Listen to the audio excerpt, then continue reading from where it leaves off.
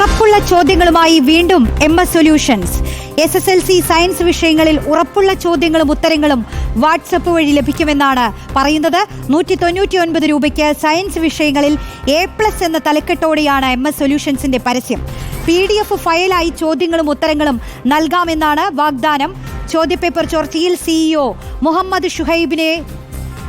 മുഹമ്മദ് ഷുഹൈബുമായി തെളിവെടുപ്പ് നടക്കുന്നതിനിടെയാണ് ഈ പുതിയ വാഗ്ദാനം ഈ യൂട്യൂബ് ചാനലിലൂടെ പുറത്തുവരുന്നത്. വിവരങ്ങളുമായി VS രഞ്ജിത്ത് നൽകും. VS രഞ്ജിത്ത്, ഈ MS സൊല്യൂഷൻസ് ഇപ്പോഴും പ്രതിസ്ഥാനത്ത് തന്നെ നിൽക്കുന്ന ഒരു സാഹചര്യമുണ്ട്. അതിൻ്റെ CEOയെ കൂടുതൽ തെളിവെടുപ്പുകൾക്കായി കൊണ്ടുപോകുന്ന സാഹചര്യം വരെയുണ്ട്. അപ്പോൾ ഈ നിലവിൽ ഈ ഉറപ്പുള്ള ചോദ്യങ്ങളും ഉത്തരങ്ങളും ഒക്കെ പണം കൊടുത്താൽ തരാമെന്ന് പറയുന്നത് എന്തായിട്ട് നമ്മൾ കാണണം? വെല്ലുവിളിയാണോ അതോ മറ്റെന്തെങ്കിലും നാടകം കളിക്കുകയാണോ?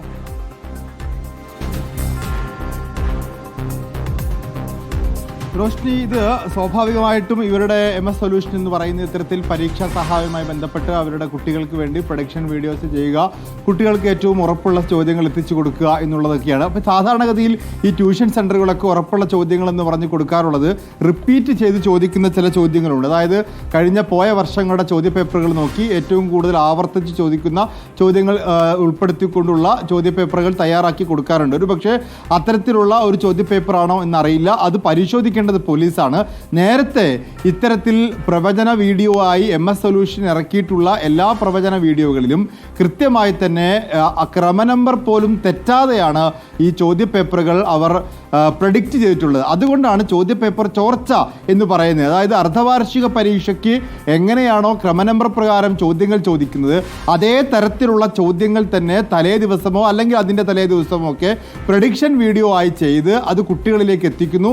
അപ്പോൾ ഞങ്ങൾ പറഞ്ഞ ചോദ്യങ്ങൾ മാത്രമേ ചോദിക്കുന്നുള്ളൂ എന്ന് പറഞ്ഞ് ആ ഒരു സ്ഥാപനത്തിൻ്റെ ക്രെഡിബിലിറ്റി വർദ്ധിപ്പിക്കുക, അവർക്ക് കൂടുതൽ കുട്ടികൾ ഉണ്ടാക്കുക, കൂടുതൽ കുട്ടികളെ അവരുടെ സെൻറ്ററിലേക്ക് എത്തിക്കുക എന്നുള്ളതൊക്കെയാണ് ഇത്തരത്തിലുള്ള പ്രവൃത്തികളുടെ ചെയ്യാറുള്ളത്. അത് രണ്ട് തരത്തിലാണ്. ഒന്നുകിൽ അവരുടെ എക്സ്പീരിയൻസ് ഉപയോഗിച്ച് പഴയ ചോദ്യങ്ങൾ പരിശോധിച്ച് ആവർത്തിച്ച് ചോദിക്കുന്ന ചോദ്യങ്ങൾ ഉപയോഗിച്ച് ഒരു ക്വസ്റ്റ്യൻ ബാങ്ക് ഉണ്ടാക്കുകയാണ് ചെയ്യാറുള്ളത്. പക്ഷേ MS സൊല്യൂഷൻ്റെ ചരിത്രം പരിശോധിച്ചാൽ അവർ നേരത്തെ ചെയ്തത് ഇത്തരത്തിൽ പലയിടങ്ങളിൽ നിന്നായി അർദ്ധവാർഷിക പരീക്ഷയുടെയും ഓണപരീക്ഷയുടെയും ഒക്കെ ചോദ്യപേപ്പറുകൾ ചോർത്തി അത് തന്നെ കുട്ടികൾക്ക് എത്തിച്ചു കൊടുക്കുക എന്നുള്ളതായിരുന്നു. അവിടെയാണ് ക്രിമിനൽ ആക്ടിവിറ്റി നടന്നിട്ടുള്ളത്. സമാനമായി അവർ വീണ്ടും ഇതാ ഞങ്ങൾ ചോദ്യങ്ങളുമായി നിങ്ങൾക്ക് എത്തുന്നു, 199 രൂപ അടച്ചാൽ പരീക്ഷയ്ക്ക് വരാൻ സാധ്യതയുള്ള പ്രധാനപ്പെട്ട ചോദ്യങ്ങൾ ഞങ്ങളൊരു PDF ഫോർമാറ്റിൽ നിങ്ങളിലേക്ക് എത്തിക്കാം. അതിൽ ഫിസിക്സ്, കെമിസ്ട്രി തുടങ്ങിയ സയൻസ് സബ്ജക്റ്റുകൾ, മാത്സ് അതുപോലുള്ള സബ്ജക്റ്റുകളൊക്കെ തന്നെ കൊടുത്തിട്ടുണ്ട്. ഈ സബ്ജക്റ്റുകൾക്ക് 199 രൂപ മാത്രമാണ് അവർ ഈടാക്കുന്നത്. അങ്ങനെ ഈടാക്കുന്നവർക്ക് അവർ കൊടുക്കുന്ന ഉറപ്പ് 90-95% ഉറപ്പുള്ള ചോദ്യങ്ങൾ എന്നുള്ളതാണ്. അപ്പോൾ ഇത്രയും ഉറപ്പുള്ള ചോദ്യങ്ങൾ എങ്ങനെ കുട്ടികൾക്ക് കിട്ടും? അതും ഇപ്പോൾ ആനുവൽ എക്സാമിനേഷനാണ് നടന്നുകൊണ്ടിരിക്കുന്നത്. ഈ ആനുവൽ എക്സാമിനേഷന് പോലും ഇത്രമേൽ ഉറപ്പ് കുട്ടികൾക്ക് കൊടുക്കണമെങ്കിൽ ഒന്നെങ്കിൽ വ്യാജമായ ഉറപ്പായിരിക്കാം, അല്ലെങ്കിൽ ഈ ആനുവൽ എക്സാമിനേഷൻ്റെ ചോദ്യപേപ്പർ പോലും അവർ ചോർത്താനുള്ള തരത്തിലേക്ക് കാര്യങ്ങൾ മുന്നോട്ട് പോയിരിക്കാം. ഇതൊക്കെ പരിശോധിക്കേണ്ടത് പോലീസാണ്. രഞ്ജിത്ത്, ഇതിൽ മറ്റൊരു കാര്യം, ഇതിൽ അന്വേഷണം ഇപ്പോൾ എങ്ങനെയാണ് നടക്കുന്നത്? ഈ പ്യൂൺ പറഞ്ഞൊരു കാര്യമുണ്ടല്ലോ, ഈ ചോദ്യപേപ്പർ ഈ MS സൊല്യൂഷൻസിലെ അധ്യാപകന് കൈമാറി എന്നുള്ളത്. അതിൽ ഈ പ്യൂണിനെ മാത്രം മുന്നിൽ കണ്ടുകൊണ്ടാണോ അന്വേഷണം നടക്കുക? അതോ ഇപ്പോൾ കീഴടങ്ങിയ ദിവസം ഈ CEO ആയിട്ടുള്ള മുഹമ്മദ് ഷുഹൈബ് പറഞ്ഞ പ്രതികരണം നമ്മൾ കേട്ടതാണ്, ഇതിന് പിന്നിൽ വമ്പൻ സ്രാവുകളുണ്ട്, ഞങ്ങൾ മാത്രമല്ല ഞങ്ങളെ ഈ ഗൂഢാലോചനയുടെ ഭാഗമായി പെടുത്തിയതാണ് MS സൊല്യൂഷൻസിനെ എന്നതടക്കം മുഹമ്മദ് ഷുഹൈബ് പറഞ്ഞിട്ടുണ്ടായിരുന്നു. അപ്പോൾ ഈ അന്വേഷണം ആരിലൊക്കെ കേന്ദ്രീകരിക്കും? എന്തൊക്കെ വിവരങ്ങളുടെ അടിസ്ഥാനത്തിൽ മുന്നോട്ട് പോകും?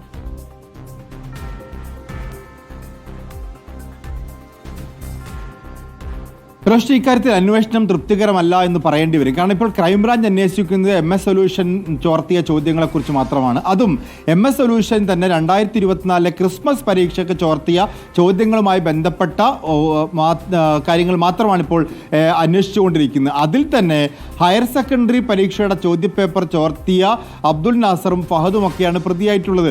SSLC പരീക്ഷയുടെ ചോദ്യപേപ്പർ ചോർത്തിയത് ആരാണ്, അത് ഏത് സ്കൂളിൽ നിന്നാണ് ചോർത്തി കിട്ടിയതെന്ന് എന്ന കാര്യത്തിലൊന്നും ഒരു അന്വേഷണം നടക്കുന്നില്ല. ഇപ്പോൾ മലപ്പുറത്തെ മൈദീൻ പബ്ലിക് സ്കൂളിലെ മൈദീൻ ഹയർ സെക്കൻഡറി സ്കൂളിലെ അവിടെ നിന്നും അവിടുത്തെ പ്യൂണായിട്ടുള്ള അബ്ദുൽ നാസർ ചോർത്തിക്കൊടുത്തത് ഹയർ സെക്കൻഡറിയിലെ ചോദ്യപേപ്പറാണ്. പക്ഷേ MS സൊല്യൂഷൻ SSLCയുടെ ചോദ്യപേപ്പർ ചോർത്തിയിട്ടുണ്ട്. 2024 ക്രിസ്മസ് പരീക്ഷയ്ക്ക്, 2024 ഓണപ്പരീക്ഷയ്ക്ക്, 2023 ക്രിസ്മസ് പരീക്ഷയ്ക്കൊക്കെ MS സൊല്യൂഷൻ SSLCയുടെ ചോദ്യപേപ്പർ ചോർത്തിയിട്ടുണ്ട്. ആ ചോദ്യപേപ്പർ ചോർച്ചയെക്കുറിച്ച് എന്താണ് അന്വേഷിക്കാത്തത്?